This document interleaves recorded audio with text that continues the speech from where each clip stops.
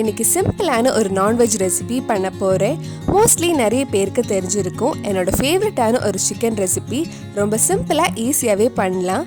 எங்கள் வீட்டில் நாங்கள் எப்படி பெப்பர் சிக்கன் செய்வோன்னு இந்த வீடியோவில் பார்க்கலாம்.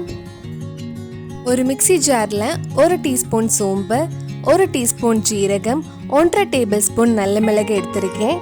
நல்ல மிளகு உங்கள் காரத்துக்கு ஏற்ப எடுத்துக்கோங்க. இந்த மாதிரி பவுடர் பண்ணி எடுக்கலாம்.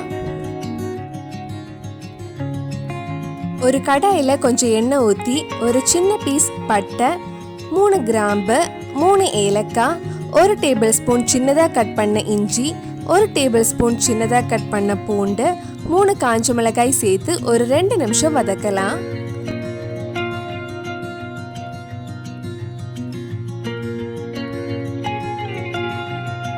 இது கூட சின்னதாக கட் பண்ண 2 வெங்காயமும் சேர்த்து வதக்கலாம். இதுக்கு முன்னாடி நம்ம சேனலில் பண்ண சிக்கன் ரெசிபி, நான்வெஜ் ரெசிபிஸ் எல்லாம் நீங்கள் இன்னும் பார்க்கலன்னா அதோட லிங்க் இல்லை டிஸ்கிரிப்ஷனில் இருக்குது. மறக்காமல் அந்த வீடியோஸும் போய் பாருங்கள்.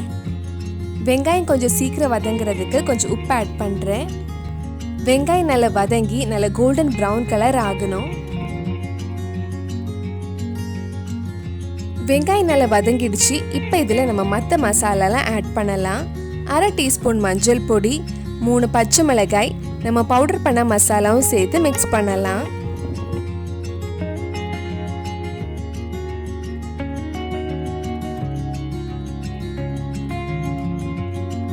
நல்லா மிக்ஸ் பண்ணதுக்கப்புறம் இதில் சிக்கன் ஆட் பண்ணலாம். நான் இன்னைக்கு 1/2 கிலோ சிக்கன் எடுத்திருக்கேன்.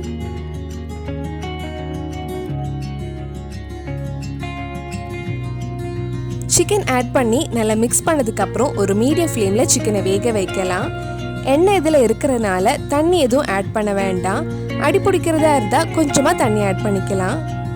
நடுவில் இந்த மாதிரி கொஞ்சம் கிண்டி விட்டே இருங்க. சிக்கன் நல்லா ரோஸ்ட் ஆகி வரணும். தேவைப்பட்டால் கொஞ்சம் எண்ணெய் ஆட் பண்ணலாம்.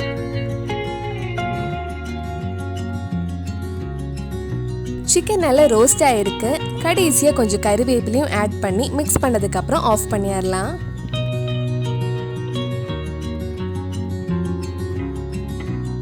ரொம்ப சுவையான பெப்பர் சிக்கன் ரெடி ஆயிடுச்சு. கண்டிப்பாக நீங்களும் இந்த ரெசிபி உங்கள் வீட்டில் செஞ்சு பாருங்கள்.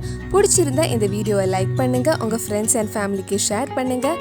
வேறு நல்லா ரெசிபிஸ் நம்ம சேனலில் ட்ரை பண்ணலான்னு கீழே கமெண்ட் பாக்ஸில் சொல்லுங்கள்.